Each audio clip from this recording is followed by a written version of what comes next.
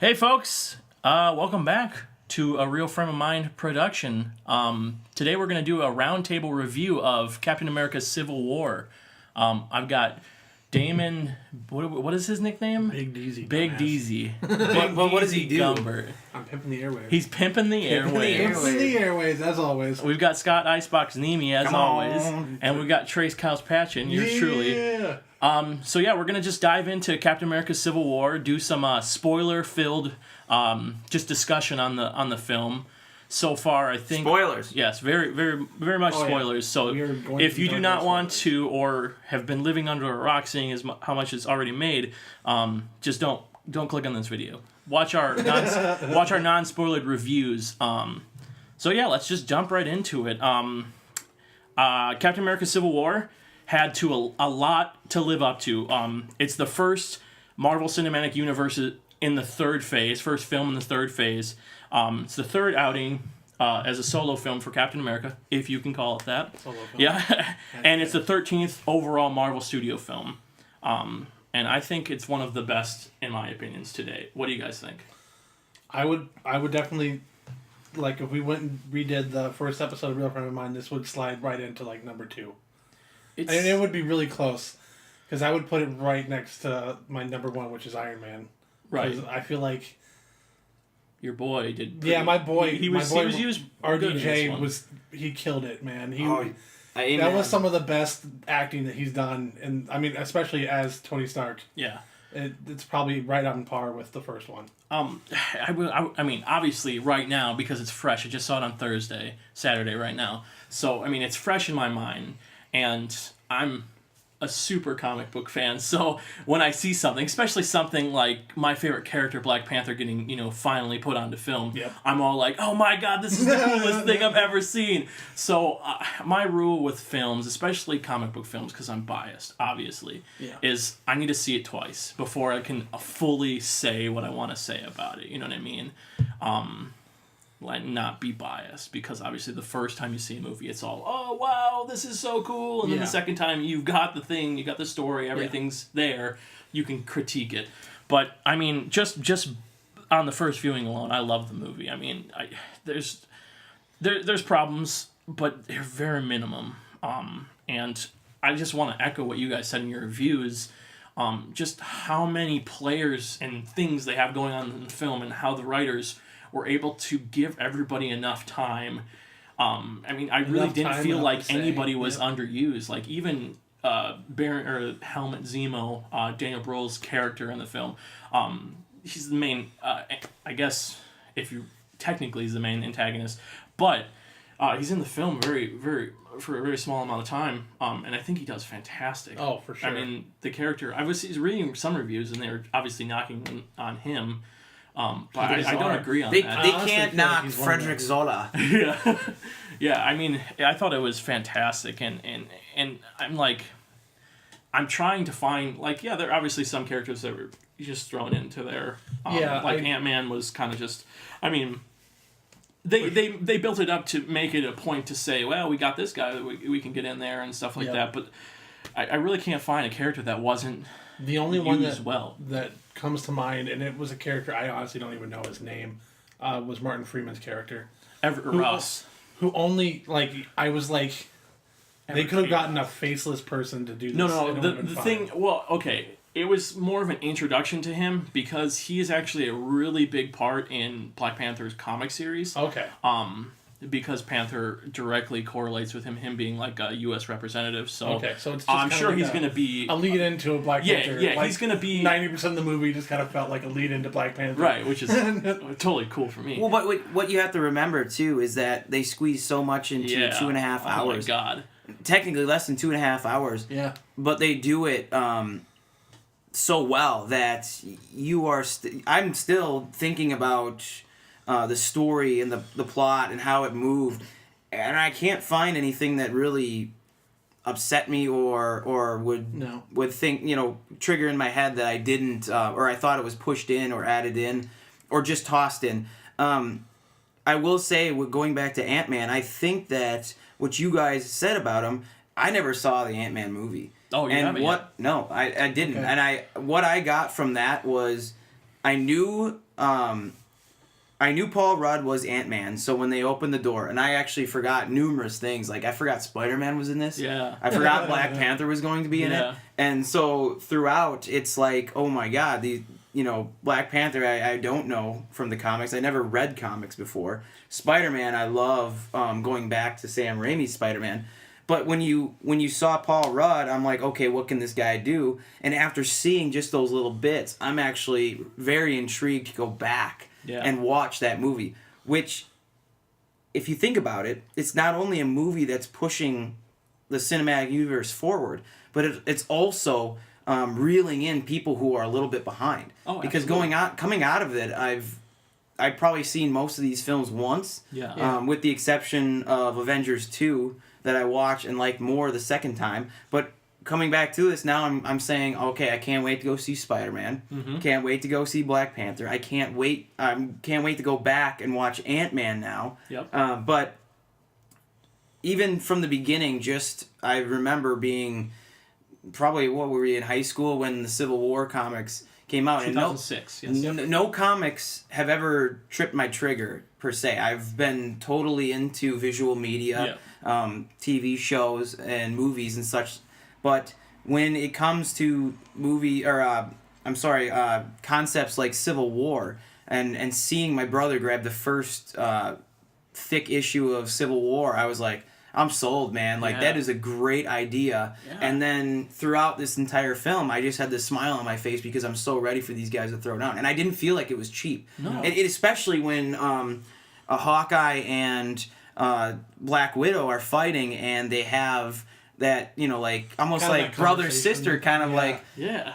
Am I hurting you? Like, this needs to happen right now. We've all fought with siblings where it's like, I gotta punch you in the stomach right now. That's what I'm saying. It's like, but it's all of love. It's a sibling rivalry almost, right? But like, it's a necessity happening. I mean, the tension's been building up, especially between Tony Stark and Captain America over the last few films, and I think it's just, all to a boiling point, really. And it's like, and it wasn't shoehorned in, I just have to I have to mention that I really appreciated how, with all these characters, these players in this movie, that they didn't sacrifice Captain America as the main character of the movie. Yeah, he was still thrown in there, and I think.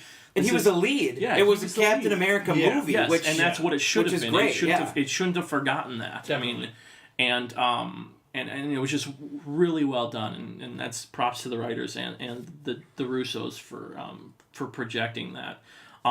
One scene real quick that came to mind that just really just took me is spoiler. Hell yeah. When Peggy's funeral comes, right? Yep. And it comes at just such a conflicting moment when the agenda comes down, right? Then the chords comes down. Cap's already split. Well, not split, but he's being pulled between. Yep. His Avengers and this. He's being weighed down. Weighed down. There's something to pull on that. And then he sits through this eulogy by Sharon Carter, and she's actually reading an insert from the original Civil War comics that Captain America said, and it just rings. Great. I wish I was on that level. Yeah, and it rings so well because they show that shot of Steve just sitting there and absorbing everything she's saying, and it's so reflective of what's going on with him back home, and you can see in that moment he makes the decision of I've got to plant my feet like she's saying and do what I got to do. That's who I am. Yeah. Damon, what were you gonna say? I have two things to say about what you just said. So right before the funeral part, after the Avengers talk to General Ross or whatever, Secretary of State Ross at this point. There's a scene where Captain America is sitting in a chair, and then there's Rhodey on one side who is like super into, we need to sign this, we need to get on the fence. And then on the other side of him is Sam Wilson, like completely other side, like, we cannot do this is wrong. And it's kind of like, it framed Captain America in the middle, and then it was like almost kind of like the angel and the devil on his shoulder. Like, they were talking to each other, but they were talking to him at the same time. Yeah, and it was just kind of like, it was awesome. It was an awesome scene. I think they should have like I feel like the importance of Sharon Carter was, like, she was a very important character, but they didn't do a lot with her because she as you were saying, she kind of like gives him the motivation to choose a side. Yeah. And then later, like, she's helping him, like, throughout the movie. Yeah. Like, she's, like, playing this huge part, and then she just kind of disappears. Yeah, I mean, that's... And I'm, like, I'm kind of, like, wondering, like, is she going to come back later? Yeah. Is she going to play a bigger role later? Because she's a huge role in the comic book. But she played I don't mean to cut you off, Trayc. No, you're good. What I wanted to say about that is there are so many aspects of that film that lean towards... because you have to remember, there is one outright correct side here. And I don't know, I mean, you throw away your comic books aside, and you're thinking, you gotta just sign this thing, right? You can't be, you know what I mean? Yeah, it's a lot less gray than in the comic. Yeah, it was way more gray, but yeah, in the comic, because it had the whole, like, secret identity right. thing on it, which made it so much more gray, but you take that out of it, and it's like... Yeah, so I'm saying, I think you need those subjects to pull you back down to earth, because here you are in a car and you're tilted on one side. Iron Man's in the passenger seat, Captain America's in the driver's seat, and you're leaning on the wheels of the passenger side. Yeah. You need more people on that left side to even it out. Yeah. So you have her where you can sympathize with her. Yep. How could she be wrong? You know, she works for some sort of government agency. Yeah. I don't know. She was with S.H.I.E.L.D. before. Right, Yeah, so... she's CIA. Yeah, So CIA, she knows what she's talking about. We have to go over there. But Bucky he can't control his mind. You got to get him over there. You know what I'm saying? Yeah. And you know, I think that's you have these you have these people who are pulled in or put into the story, and that's that's what I felt like it was for, is because you have to even it out. Definitely. Because to me it's a no-brainer. Sign it or you know whatever, but I mean you need the conflict. So. Yeah, and I think they definitely pulled it off. I mean, it eventually stopped being about the Accords at all. Like, it ended up just being like... It was... Well, that was a twist, right? Yeah. Which I had said in the review. That's how they split up the team, but then, like, after that, it was all about Bucky. Are you talking... Oh, yeah. You talking, like, the... Like, the split. The split, like, it started out, like, who's going to sign the Accords, who's not going to sign the Accords, and kind of split. Well, that's where the Avengers movie stopped. Yeah. And the Captain America movie and then, sort of started or picked up.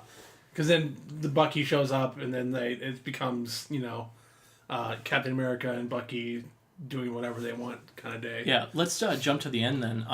Talk about the reveal was awesome. I mean, it was pretty great. They showed a shot when it was panning through those pillars, when it was just when it was down to Captain and Iron Man, and then they had the blaster and the shield really close. That's the final cover of the final issue of Civil War there. Yeah. And it was just so great. I loved it. I thought I had seen something along those lines, but it's still, even someone who couldn't fully remember what that cover was like, there's your money shot right there. Yeah, so. It was beautiful, and the fact that I mean, they're going all the way back to the first Captain America movie with him saying the same line to Tony Stark that he said to the bully that was beating him up in the streets of Brooklyn. I can go all day, and it's just a great, almost a full circle for Captain America. He's still sticking up for that. I do feel cheated a little bit because I had said that the cinematography in the Winter Soldier was, to me, a lot better than the one here.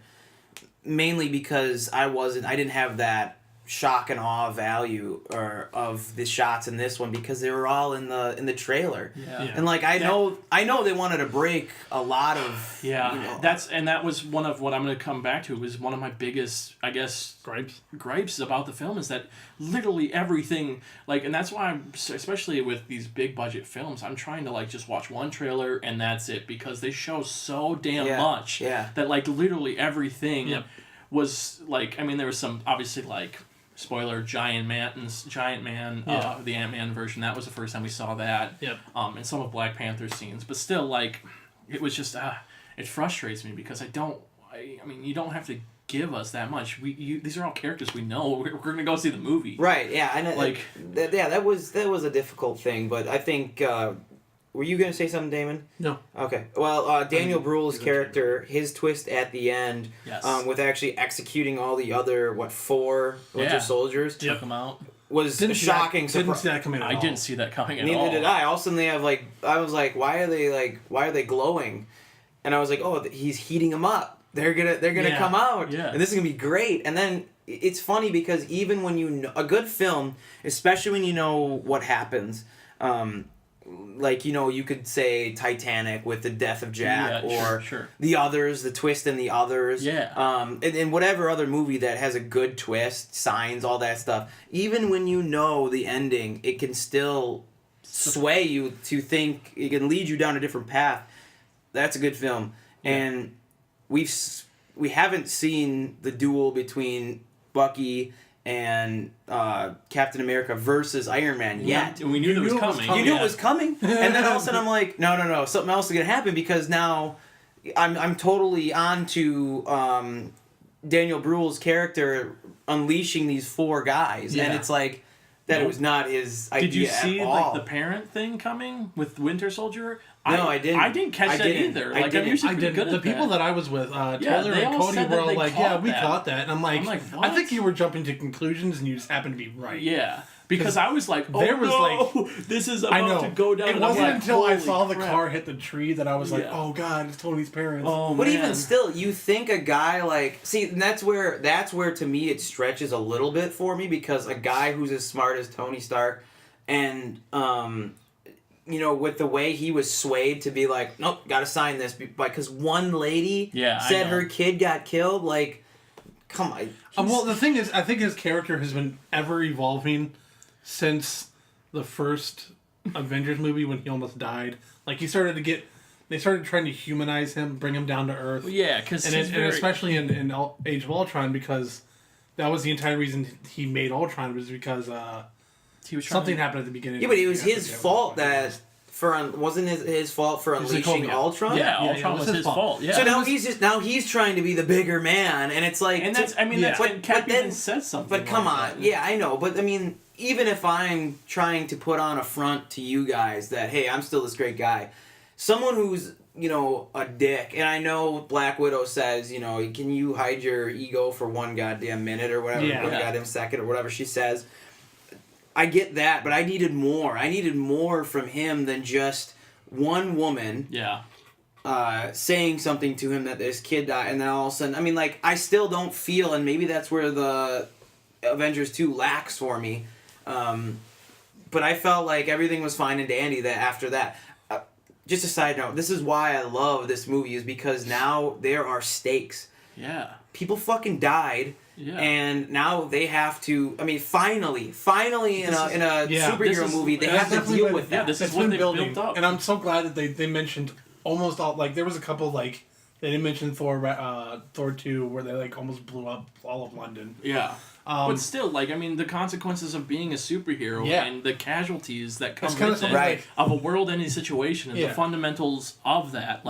They've ignored in other movies. They tried to semi-mention it in Batman vs. Superman, and they just failed miserably. And that's why I think him... I said in the... I understand how they set that up, and then at the end, for the payoff and the twist, I get that, but to me, it's still a little thin, but... I can respect what they did with what they had. Right.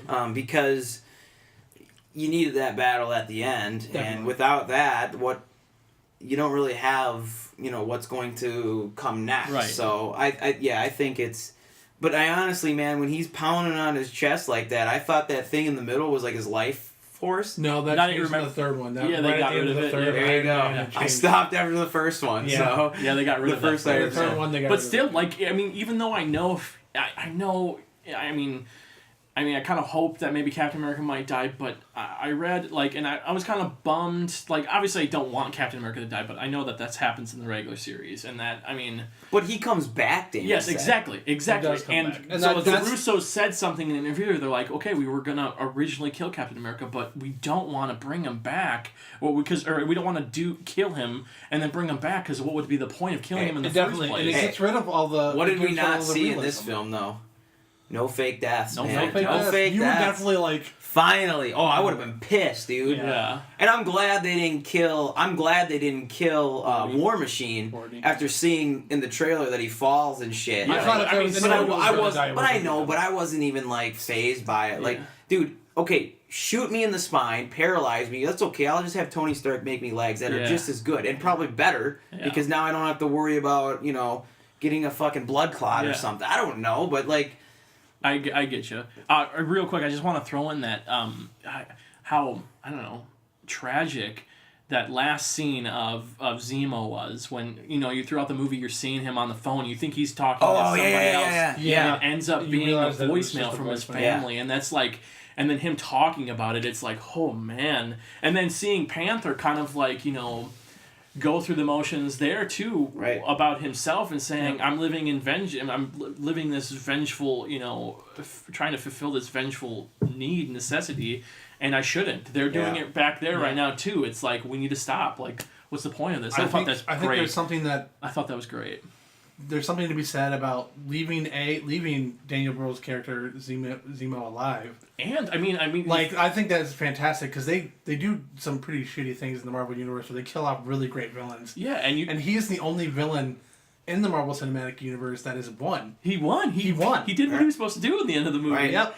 With what supplies? The guy works by himself. And he was just a guy. He's just a guy. He's not like, some otherworldly figure. But that is the ultimate revenge right there, where somebody has to sit and stew on what they've done and how they've come to it, because you see a side of Captain America that I don't think we've ever seen. Yeah. He's wailing on his own friend, like to the point where I thought he was killing the guy with that. You know it's not going to happen, but you're like, whoa. I mean, this is Captain America. This is, when he rips his helmet off and throws it, I was like, oh god, he's going to kill Tony Stark right now. And I thought that's where they were going, and I was like, I can almost handle Tony Stark dying and then coming back somehow. For the point of, like, kind of pushing Captain America to that point. Oh, yeah, because there's no going back from there. Yeah, exactly. No, you can't. And that shot after he got done doing it, and they pulled back, he's like, that's not your shield, that's my father's. That's such a... Throws it down, and they pull back of him just sitting there, the arm, the helmet, and the shield. Isn't that such a whiny kid response? Like, I remember being in my basement, and, like, my buddy not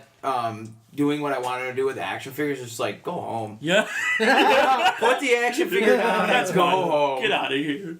But, or like, you lose in basketball or something, give me my basketball back. It's my basketball, so... It is. I mean... Yes. Can we just for a minute talk about Spider-Man? Yes, we can. We should. We should say the two characters. Yes, Black Panther. Black Panther 2. Yes. Okay, go Spider-Man first. Oh my god, I was so happy when Spider-Man showed up. Like just the fact, Marissa Tomei is the AntMan. Oh my god, that's a nice twist. She's 50-something years old. How does that make sense? She's so great looking. Yeah. No. As I said in my review, like. The minute they put Queens on the screen, I was giggling like a little schoolgirl. And see, I had forgotten about it. I'm like, who the hell are they going to get Queens? Like, I'm like racking my brain. And then shit, Spider-Man. He comes in with that like little kind of whiny voice. I was like, this is perfect for a teen. Like that's how a teenager in high school should sound. Yeah, he's not. He was perfect for the role. I mean, he portrayed Peter Parker really well, like the smart kid who looks like he would get bullied in high school. Like Andrew Garfield never looked like he could get bullied. No, Andrew Garfield was too cool to be Peter Parker. Yeah, he was just too cool to be Peter Parker. He was way too cool to be Peter Parker. And Tobey Maguire was a perfect Peter Parker. He looked like he could get a shit kicked out of him in high school. But he was too old. And he wasn't a great Spider-Man because he wasn't he wasn't quirky enough. He wasn't quirky enough. He didn't have those lines. They tried in the beginning and then they just kind of just said, because he just didn't sound like he made like one or two funny remarks in the first one. But you can it just didn't sound right. Like the best part is like when Holland's Spider-Man is in the mix of everything. Yeah. You can tell he's like nervous. Like that's why he's like throwing out these stupid lines. Yeah. That's like the nervous little kid. I tend to sway towards that was the issues I had with some of the dialogue where that to me I lost it with, and I was thinking like what was the dialogue that killed like Sam Wilson fucking annoyed me. Really? He annoyed me. I did not know him from Winter Soldier to be this cocky, in-your-face kind of guy. Definitely, I don't know what point he changed. But Thank you. He wasn't like a big character in Winter Soldier. Like at the end of it, he was a big character. Yeah. But when was he getting all cocky and stuff? Like he became like some like he became like a legitimate superhero at some point, and they never showed it in any of the movies. Yeah, and because he wasn't really in. He becomes like an ass, like an ass to the point where like you'd say something to your friends and like you can brush it off because we're friends, but like I was just like, what's up with this dude? I'm having some trouble with the connection. Please try again. God, thank you, Siri. Fucking damn it, Siri. How did that work? But then the dialogue, remember that part in Star Wars where it's like, dude, just cut to the chase, man. Yeah. Just cut to the chase. They just added a couple of funny lines there, but like when he's chasing after Falcon and Bucky, and Falcon like tackles him in midair, he just yells, "Oh God! Like stop! It's the police or something." I forget what it was. I laughed so hard. Yeah. No, most of it was good. Lines like that were like those Yeah. were the lines that were missing in the Tobey Maguire era, and like they're even funnier than the ones that There were some that were cheesy a little bit. It's very well done, and I'm excited to see his solo film too. It's great. All right, Panther. I'll jump into this because this is my boy. Chadwick Boseman's dope. He killed it, man. Great accent, huh? Oh, that accent! Like even the language that they picked. Someone was telling me that it's one of the more rare African languages. Like what they said something. He said this is me getting sourced from one of my friends, so it could be completely wrong. But he said something about like 7% of Africans actually use this language. So that's cool. They took a rare language because Wakanda is supposed to be, a little backstory, they didn't really do much, but Wakanda is supposed to be a very, very segregated place. And it's supposed to be super, advanced, because we get a small glimpse of it at the end of the movie, right? Which is great. Loved it. And it's still supposed to be, holding true to its roots too, while also advancing. Technically, Black Panther is supposed to be the richest superhero out there.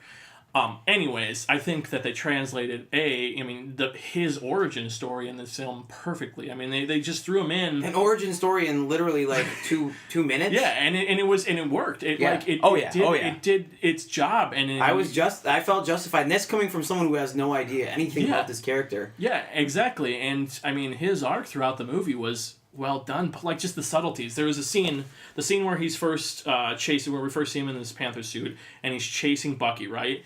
And then Cap's close behind him, and you see Bucky jump, make a thud.